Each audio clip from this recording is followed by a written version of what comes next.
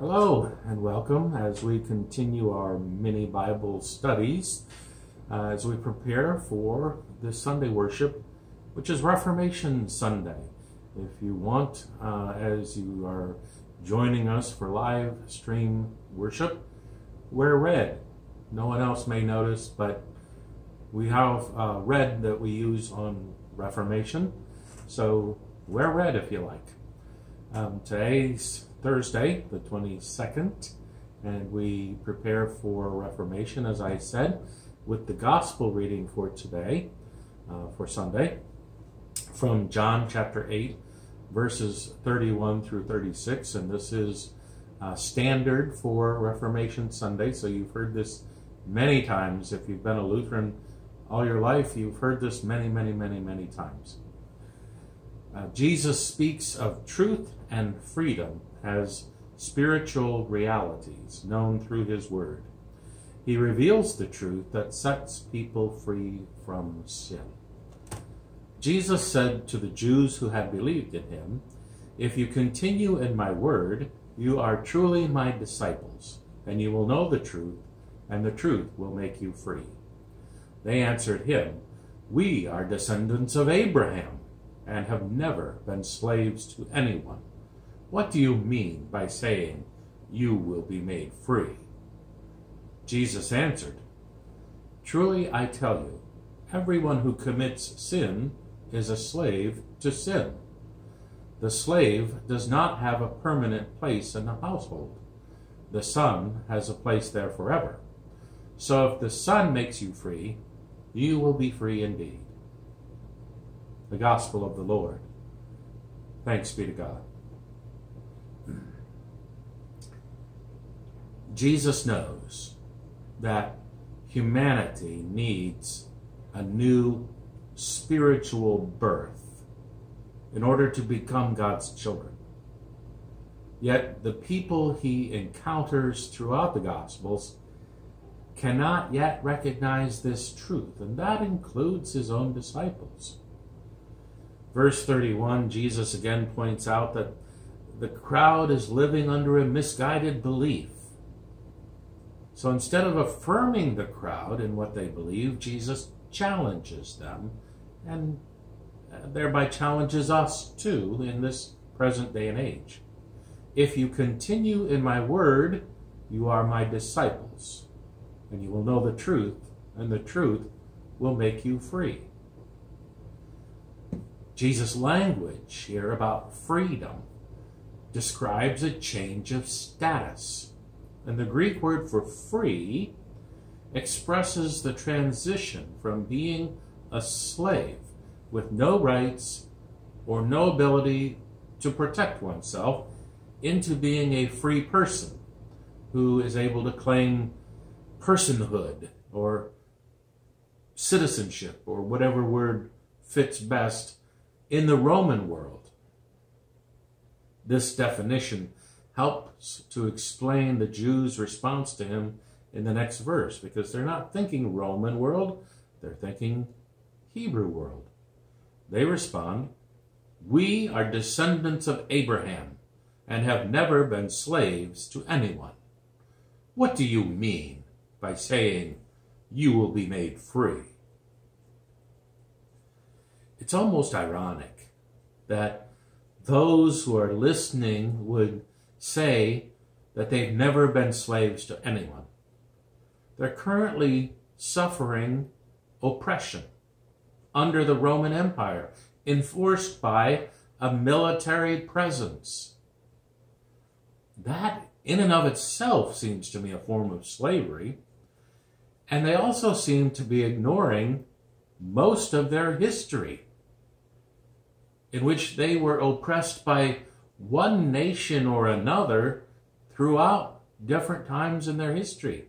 And the most obvious one for them, especially while Jesus is talking to them, should have been the 400 years or so that they were slaves in Egypt. The Jews celebrated a festival called the Feast of Tabernacles, and it is set specifically to remember the history of this time period by remembering God's miraculous provision during Israel's 40 years of wilderness wandering after God brought them out of the land of Egypt, out of slavery. So there's an irony here in that these very Jews that Jesus is talking to in today's gospel, they are in Jerusalem because of this very festival, the Feast of Tabernacles, celebrating freedom from Egypt, while simultaneously denying any connection to their history. We've never been slaves to anyone. Do you see the irony? This inability to recognize themselves and their own predicament, their own history, means they cannot recognize Jesus either. Jesus' statement takes on a double meaning. Jesus is not specifically calling them slaves of people, as much as he is calling them slaves of the sin or the mistake. And in John, this mistake, this sin, is the inability to recognize Jesus as God's Son, as Messiah, or in the Greek we would say Christ. Even though the crowd believes in Jesus, so to speak, they do not yet fully recognize him as Messiah. It becomes questionable whether anyone, ourselves included, can recognize Jesus fully before the death and resurrection. Jesus' comment would be leveled against almost any character in any of the Gospels, including Jesus' own disciples. And the good news is that slaves to sin and death can be set free. Jesus, as God's Son, promises to grant freedom to those who recognize the truth. Jesus' somewhat judgmental statement that the one who continues doing the sin is a slave to sin means that regardless of these Jews actually being ancestors of Abraham, their slavery has led them to crave sin's desires. Because they crave what the Apostle Paul calls the desires of the sinful flesh, they do not or cannot accept Jesus as God's messenger.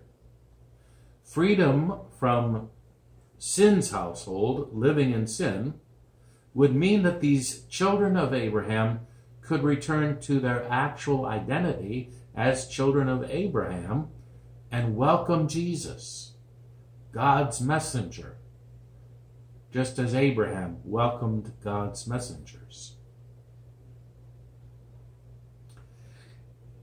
In the verses that follow today's reading, we're not going to be doing or getting into, but in those verses, this conversation devolves rapidly. It just turns into a nasty argument, really.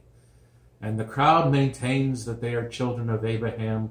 Jesus counters that if that were true, they would listen to him. He's God's messenger. And if you're children of Abraham, just like Abraham, you would listen to God. Yet they plot to kill Jesus for speaking the truth. Jesus goes so far as to accuse them of being children of Satan. He's the father of lies, and that's why they can't accept the truth, because they're full of lies. And the crowd responds, well, Jesus, you're a Samaritan, which was like calling somebody a dog, and you're filled with a demon. So the intensity of this argument, this back and forth, grows until the crowd literally starts to pick up stones in order to stone Jesus to death. As we finish reading the rest of John chapter 8, it really should not surprise us or anyone else that the crowds turn on Jesus. Jesus calls them children of Satan. He comes very close to condemning them for refusing to listen to God's word. Even before this, chapter 6, 2 chapters earlier, Jesus lost a lot of followers. A lot of people stopped believing in him when he started talking about eating his flesh and drinking his blood. It would be too easy, and I mean that as something we should not do. It would be too easy to assume that the crowd of Jewish people refusing to listen to Jesus are condemned for eternity. We should not assume that. That would be wrong. Jesus speaks predominantly with Jews because Jesus was Jewish. I hope I'm not bursting anybody's bubble. That should not be news to you. Jesus was Jewish. Therefore, he spoke to Jewish people. It wasn't because he wanted to condemn them. They're his people. Jesus could just as likely have had this conversation with anybody else, with everybody else. Changing perceptions, especially perceptions that are steeped in tradition, that's difficult. As Lutherans, we may be able to understand that a little bit. We may be able even to appreciate it. And our traditions as Lutherans, they're just slightly more than 500 years old. The Jews of Jesus' day had been living as children of Abraham for nearly 1,500 years. Now Jesus brings them a new message of salvation. The old ways are going to be set aside for this new message of salvation, even though it's from the same God. Just imagine how hard that must have been to hear. Imagine how hard it would be for us to hear that we have to accept a whole new message today, rather than what we've been hearing all our lives.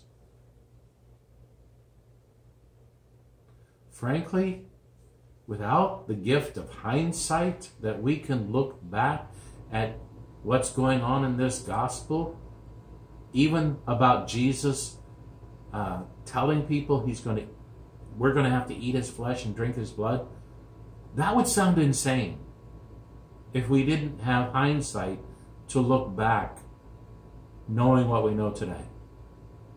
And Jesus' message to just toss aside traditional beliefs for something new. Even for us, that would be hard to wrap our minds around. Much of what we believe about salvation through Jesus must be filtered through the cross and resurrection. The cross and resurrection has to be the lens through which we look at what Jesus says. Otherwise, we would just dismiss what he says as one man's delusions. They sound insane. In my humble opinion, the only reason the rest of what we believe makes any sense at all is because of the cross and resurrection. When we look through the lens of the cross and resurrection, then what Jesus says makes sense. Those two events, the cross and resurrection, combined together, make a corrected vision possible. The vision of how we view Jesus, and honestly, how we view ourselves in relation to Jesus and in relation to God. Although we think we are free, we've got it all figured out. Jesus reminds us again in this gospel that we need to be set free in order to become God's children. Thank you for joining me today. I know this is a tough one, and it hasn't become any more clear over all these years that you've been listening to this gospel.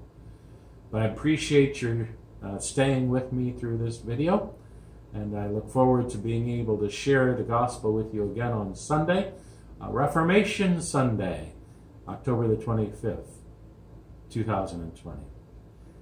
Have a great day. Take care. God bless you.